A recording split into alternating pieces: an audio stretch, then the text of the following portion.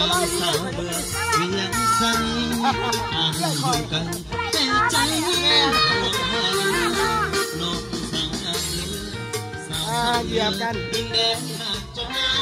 งามเทียบสาวยังทองเดี๋ยวมองทั่วท้องทุ่งนา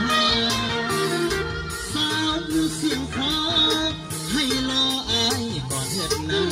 อย่ามาแต่งงานเด้อลังน้องคนตาสาวสาวเดือสาวหัวเมืองอย่าเพียงเด้อสาวพัน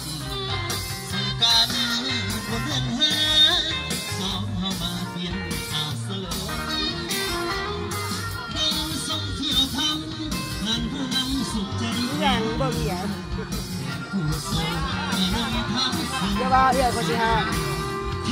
เรื่องคนที่ห้า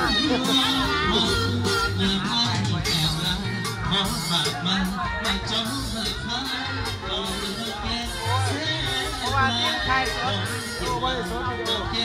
นี่ไม่มีสัญญาณสดอะไรใช้ของอย่างเดียวท้องนั้นหาคุณแต่นี่เขาคุณตับคุณหาโอเคเนี่ยเพราะว่าเขาเอาเรื่องมาหน่อยแล้วมันจะไปดู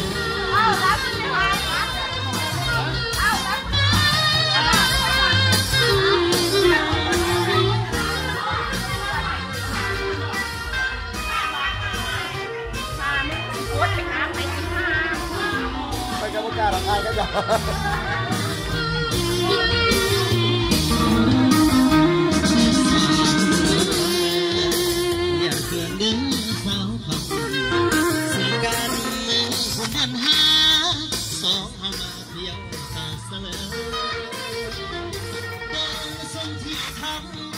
ผู้นำสุขใจแท้